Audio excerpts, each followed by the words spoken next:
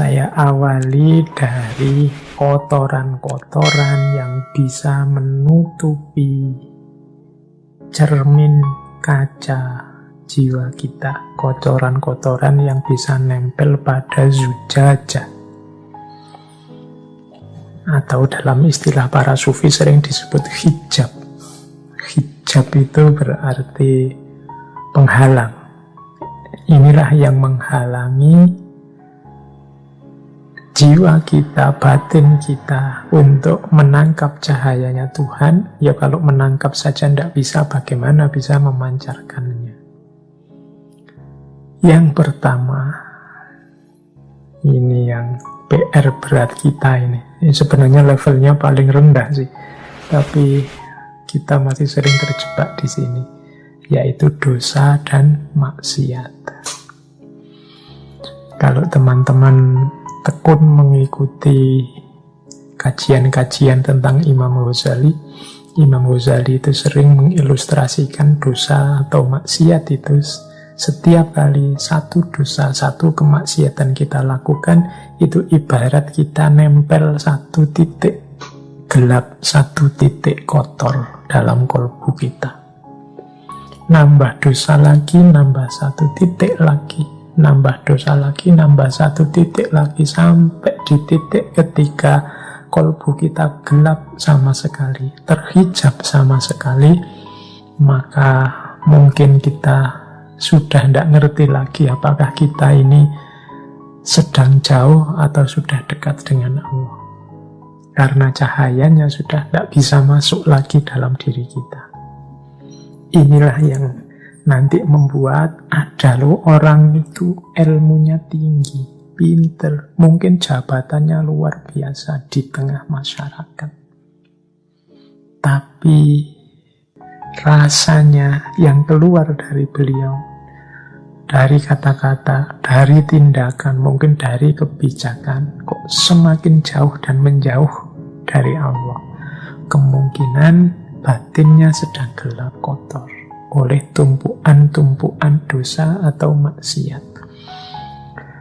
Ya teman-teman tidak usah nuding siapapun di luar diri. Jangan-jangan yang harus dituding pertama itu diri kita sendiri. Ini teman-teman yang dengerin ngaji ini kan paling tidak juga banyak aktif di kajian-kajian, sering mendengarkan kajian ustadz siapa, kajian tokoh siapa. Itu harusnya referensi baik buruk kita lengkap. Referensi mana yang utama, mana yang hina itu lengkap. Tapi mengapa kok tidak jalan? Itu kemungkinan karena hidayah Allah tidak kelihatan. Mengapa hidayah Allah tidak kelihatan? Karena batin kita sedang gelap, tertutup oleh hijab-hijab. Jadi kalau ada orang berkata, semoga engkau mendapat hidayah, loh Allah itu sangat sayang pada kita, dia selalu memberikan hidayah pada siapapun yang mau. Faman sya'a falyu'min wa man sya'a falyakfur. Cuma banyak orang tidak mau. Hidayahnya sudah diberikan oleh Allah, orangnya yang tidak mau. Mengapa dia tidak mau? Batinnya gelap. Jadi dia tidak bisa memilah dan memilih. Wong yo gelap. Kenapa batinnya gelap? Yo antara lain karena banyak dosa dan kemaksiatan. Jadi yo seperti saya jelaskan tadi di awal kan, hidayah Allah itu bisa berupa Al-Quran, bisa berupa Rasulullah, bisa berupa kebenaran, bisa berupa keimanan. Harusnya ini sudah terbaca, wong barangnya konkret, ada hidayah Allah itu. Tapi kita tidak mampu mengikutinya karena batin kita tidak bisa menemukannya, hidayah itu dalam diri kita, karena batin kita gelap. Imam Ghazali kan bahkan kalau dalam Bidayatul Hidayah itu kan man yazdad ilman walam yazdad hudan. Jadi barang siapa yang ilmunya tambah tapi tidak menemukan hidayah, hidayahnya kok tidak tambah, ya berarti yang terjadi hanya dia semakin jauh dari Allah. Jadi ada orang ilmunya nambah tapi tambah jauh dia dari Allah. Mengapa? Karena dia nambah ilmu tapi tidak ketemu hidayah. Kenapa kok tidak ketemu hidayah? Ya, karena batinnya gelap. Pertama-tama ada hijab, namanya dosa atau maksiat. Yang kedua, ada, ini lebih tinggi daripada dosa dan maksiat, keterikatan duniawi. Ini sering juga menjadi hijab kita, menjadi titik gelap dalam diri kita. Keterikatan duniawi itu semua hal yang sifatnya duniawi, bahkan sampai keluarga, anak, istri, harta benda. Itu kalau membuahkan keterikatan. Keterikatan itu berarti ketidakmampuan kita untuk lepas dari hal-hal duniawi itu dan menuju Allah. Jadi karena anak, karena harta, sehingga kita lupa atau kita semakin jauh dari Allah, itu namanya keterikatan. Mungkin pekerjaan, mungkin jabatan, mungkin organisasi, mungkin lembaga, apapun. Itu kan barang-barang duniawi. Semakin banyak keterikatan, ya semakin batin kita gelap. Karena posisi cahayanya Allah di situ ditutupi oleh keterikatan kita. Ada orang yang galau karena harta saja, sampai lupa Allah. Mungkin beribadah, mungkin ingat Allah, mungkin ngaji, tapi semuanya orientasinya pada puncaknya ke arah harta. Atau mungkin jabatan, atau mungkin reputasi di tengah masyarakat, atau mungkin nama baik, atau mungkin popularitas. Ini keterikatan duniawi. Nah, ini juga bisa jadi hijab karena dia menghalangi cahayanya Allah. Itu yang kedua. Jadi mari kita berjuang lepas dari keterikatan. Bukan berarti tidak boleh punya harta, bukan berarti tidak boleh sayang anak, sayang istri, bukan berarti tidak boleh cinta pekerjaan, serius dalam mencari nafkah, tidak. Tapi jangan melahirkan keterikatan. Keterikatan itu berarti kita sama sekali tidak bisa lepas. Bahkan membuat kita tidak mampu sepenuhnya berpaling kepada Allah. Itu namanya keterikatan. Banyak cerita-cerita sufi yang kita pahami sebagai bagaimana mereka itu ada yang kaya raya, ada yang anaknya banyak, ada yang hartanya luar biasa, tapi tidak terikat. Seandainya hilang saat ini juga, toh dia tidak merasa sayang. Karena satu-satunya yang dicari hanya ridhonya Allah saja. Nah, itu hijab yang kedua. Ini sebenarnya lebih tinggi daripada sekedar dosa dan maksiat. Kalau dosa dan maksiat ini paling dasar. Kita tidak bisa lepas dari dosa dan maksiat, ya. Biasanya kita juga mengalami keterikatan duniawi. Baik, ada yang lebih tinggi lagi dari keterikatan duniawi, yaitu kebanggaan diri. Nah, ini lebih halus lagi kalau ini. Saya sudah bebas dari dosa dan maksiat. Tidak mungkin saya tergoda lagi oleh dunia. Dunia sudah saya kalahkan. Saya tidak terikat lagi oleh nikmat duniawi apapun jenisnya. Saya sudah mati-matian berjuang dan saya sukses. Betapa saya ini bangga dengan diriku karena mampu dan kuat melawan godaan dunia. Hati-hati, persepsi-persepsi semacam ini bisa juga menutupi Allah. Kalau yang awal tadi menutupi Allah, cahayanya dengan dosa. Yang kedua menutupi cahayanya Allah dengan keterikatan duniawi. Yang ketiga ini menutupi cahayanya Allah dengan diri kita sendiri. Merasa bahwa kita mampu, kita bisa, hanya dengan daya kekuatan kita sendiri kita lupa bahwa la haula wala quwata illa billahil aliyyil azim. Daya dan kekuatan apapun yang kita miliki untuk sukses itu hakikatnya adalah dan hanyalah anugerahnya Allah saja. Jadi jangan tertipu oleh kebanggaan diri. Apapun sukses, apapun keberhasilan, termasuk keberhasilan menjernihkan diri, keberhasilan membersihkan kaca batin kita, itu hakikatnya adalah anugerah Allah juga.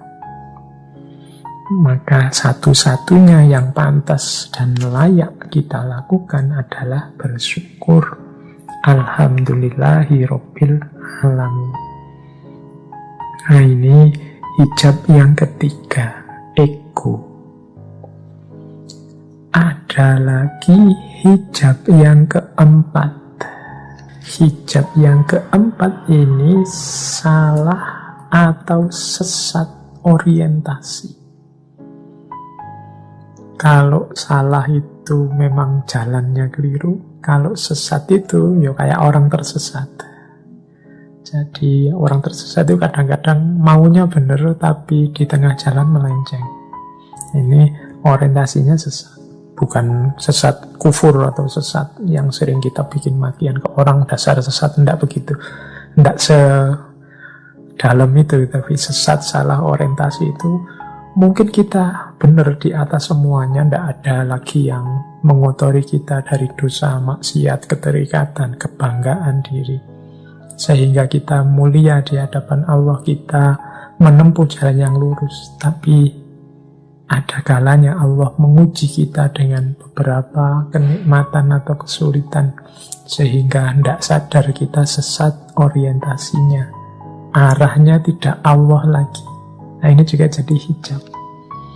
Ya, saya contohkan begini. Misalnya, amal baik, sedekah. Kita tekun bersedekah, membantu fakir miskin, membantu orang yang ikhlas, sama sekali tidak ada pamrih apapun. Akhirnya oleh Allah, rezeki kita dilipat gandakan seperti janjinya.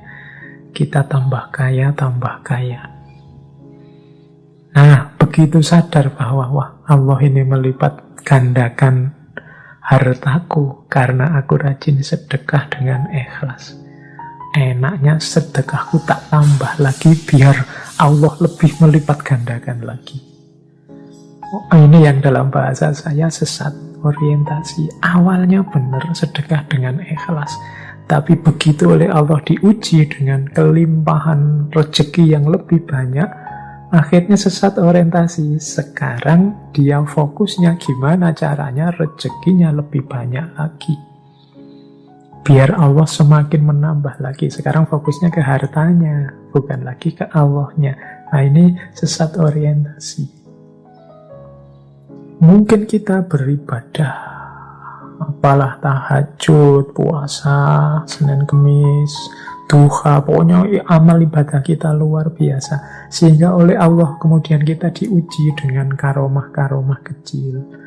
Misalnya ucapan kita loh kok mandi, basa Jawa ini mandi. Ucapan kita kok ampuh ya. Kita ngomong apa gitu terus kok kejadian bener. Kita meramal apa beneran begitu. Kita lihat orang itu kita seperti bisa membaca dosa-dosa yang dia lakukan misalnya begitu. Karena ketekunan kita mendekat ke Allah, kemudian kita oleh Allah diuji dengan karomah semacam ini. Itu kalau tidak hati-hati, karomah-karomah ini kemudian melahirkan tadi kebanggaan diri atau sesat orientasi. Sesat orientasi itu akhirnya fokus kita pada karomah-karomah ini. Oh, berarti kalau aku semakin dekat dengan Allah, ibadahku tak tambah, semakin banyak ibadahnya, kesaktianku mungkin tambah dalam. Aku semakin bisa membaca masa depannya orang. Aku semakin bisa meramal apa yang akan terjadi. Orang yang menyalahiku akan takluk dengan sendirinya, jatuh dengan sendirinya. Nah, sekarang orientasinya ke sini, ke karomah-karomah, kekelebihan-kelebihan yang padahal itu hakikatnya ujian dari Allah. Ini juga mengotori kaca batin kita, meskipun di level yang lebih tinggi. Ini yang dalam bahasa saya sesat orientasi. Hati-hati, apakah itu dosa, kemaksiatan, keterikatan duniawi, atau ego, kebanggaan diri. Ini kan mudah dideteksi karena negatif. Tapi kadang-kadang yang positif-positif juga membuat kita sesat orientasi. Kita lupa bahwa arah kita adalah rahmatan lil alamin dan ilaihi roji'un. Menyebarkan cahaya ke sekeliling kita dan kembali kepada Allah. Jadi berarti jalan kita yang sejati adalah jalan kembali pada Allah. Tidak yang aneh-aneh dan macam-macam, termasuk yang duniawi, yang sakti-sakti, yang dahsyat-dahsyat. Jadi ndak itu. Itu semua kalau ndak hati-hati akan menjadi hijab. Baik, kita lanjutkan. Kalau kita sih yang awam ya, teman-teman yang ngaji malam hari ini, kita levelnya mungkin masih harus bertarung dengan dosa dan maksiat ya. Kadang-kadang kita masih banyak dosa, baik yang sengaja maupun tidak. Kita masih memerangi yang paling dasar. Semoga kita pelan-pelan bisa membersihkan hijab-hijab dari yang paling dasar sampai yang paling tinggi, sehingga nanti secara paripurna kita bisa ilaihi roji'un.